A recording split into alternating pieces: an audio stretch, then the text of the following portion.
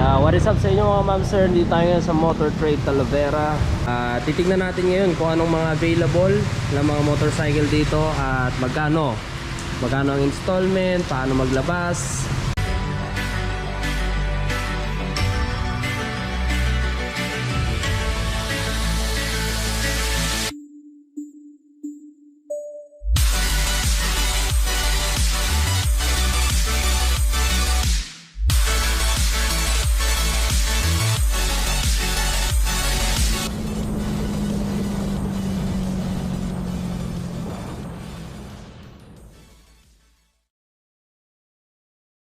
Okay, so simulan natin dito. Meron tayo dito mga CT100 Bajaj po ito. So ang cash nya 56,200, down payment na 3,000 pesos at monthly installment na 2,804 sa loob ng 3 years or 36 months. Ayan, so naka-sale ngayon ito. Free registration, free LTO registration. Next naman is Honda TMX 125 Alpha. Yan, meron siyang cash price na 58,430, down payment na 3,100 at monthly installment na 3,079 for 36 months. I think repo itong isa na to, no?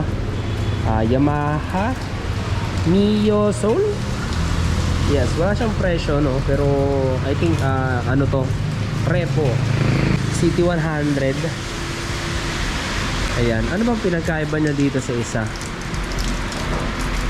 CT100 CB 56,200 and dito ay CT100, tama lang naman, pre-owned. Okay, pre-owned motorcycle pala siya. This one is brand new.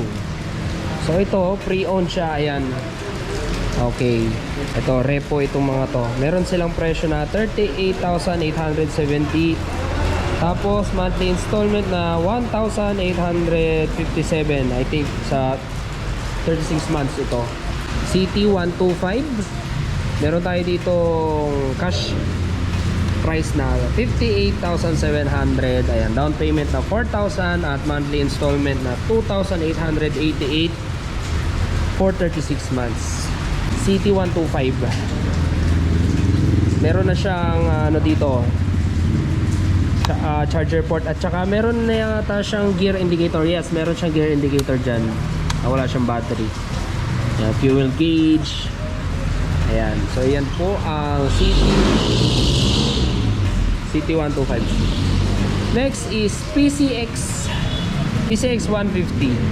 Meron siyang cash price na 153,430 at down payment na 20,000 at monthly installment na 6,699 for 36 months.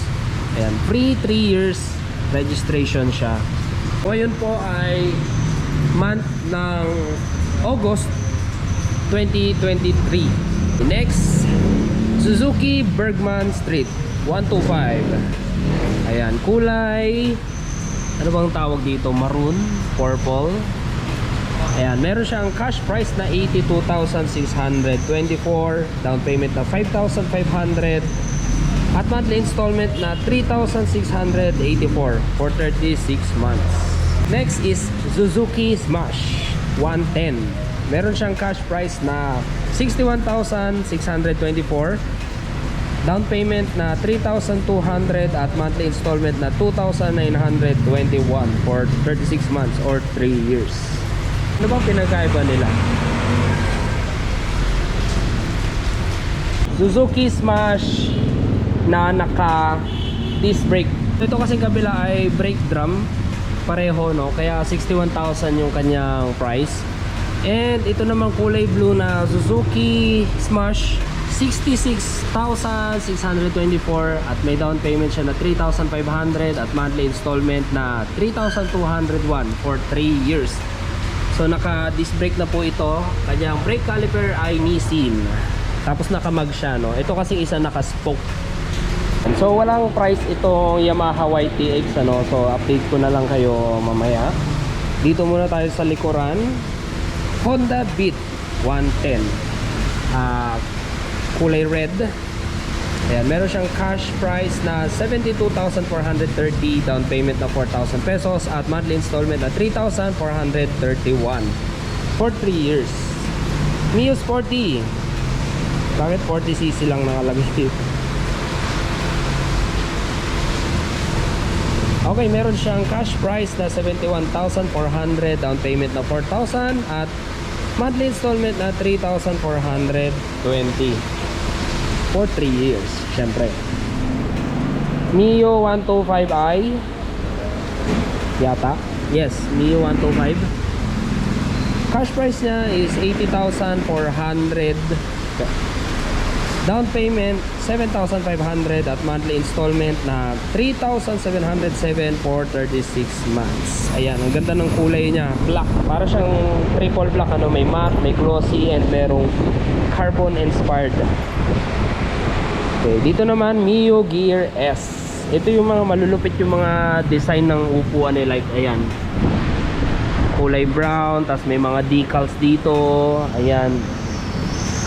So, ang cash price na is 85,400, down payment 6,000 at monthly installment na 4,032 for 36 months. Ito pa yung mga ibang Mio Gear nila. Pero ito, alam ko hindi ito Mio Gear S. Mio Gear lang siya, no? Mio Aerox. Ayan. Tingin ko ganito na yung mga bago ngayon, ano, yung 2023. Ang ganda ng color combination niya. Gray and black na merong kulay orange. Cash price niya is 124,000. Down payment niya is 17,000 at monthly installment na 5,458 for 36 months. Next is Yamaha NMAX. I think Y-Connect na ito. Yes. NMAX ABS. So ABS na po itong. Meron siyang cash price na 151,900 at down payment na 20,000 and monthly installment na 6,726 for 36 months. Ayan. Okay, next naman natin, meron tayo dito Honda Click 160. So meron po tayong review nito doon sa Honda Safety Driving Center sa Parañaque. Ito yung napakagandang red talaga niya, no? So, anong tawag dito? Solar red, parang something na ganyan, or fiery red. Pero iba yung ano niya, kasi iba yung pagkamat ng red, unlike sa ayun, yung red na nandoon sa dulo, medyo matingkad yun eh, almost candy yun. Pero ito Honda Click 160. So meron siyang cash price na 124,760, down payment na 14,000 at monthly installment na 5,756 for 36 months. So ang changes kasi dito, guys, is marami din. Bukod sa looks, yung gulong niya mas malaki na compared sa dati.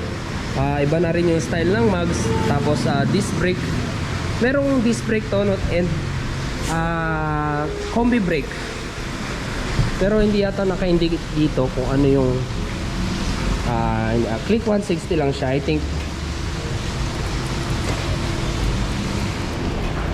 think ano siya, yung disc brake.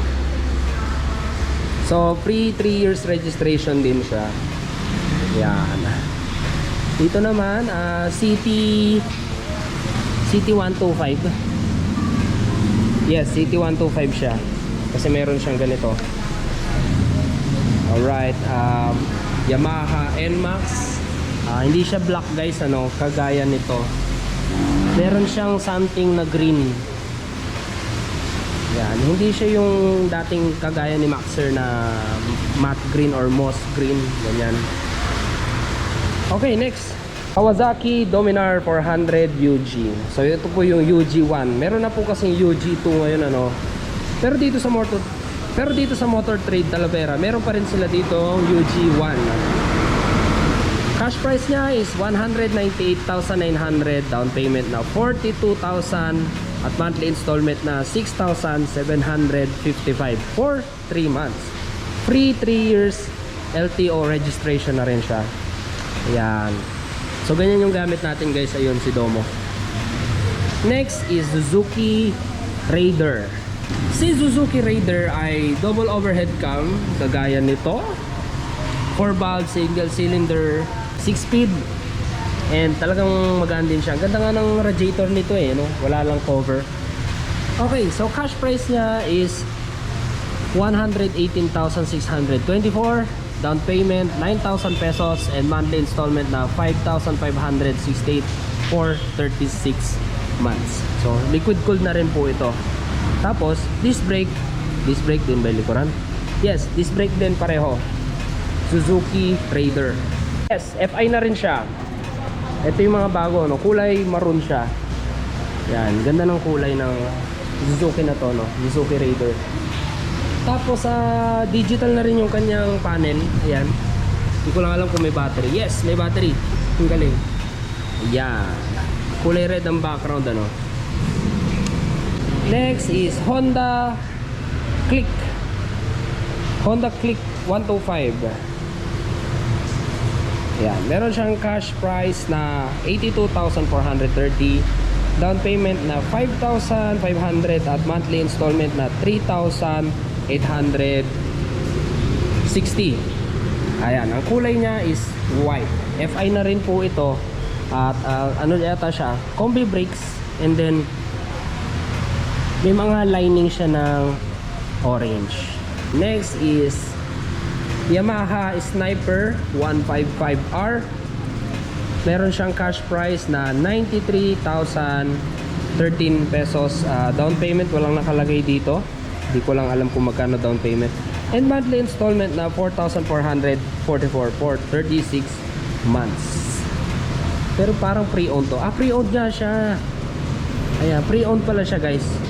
Kaya pala wala siyang down payment kasi tapos nakita ko rin ito. Mio Sporty. Okay pa to. 3,585 pa lang yung kanya odometer. Bata pa, no? Meron din isang ano dito, Honda Click 125.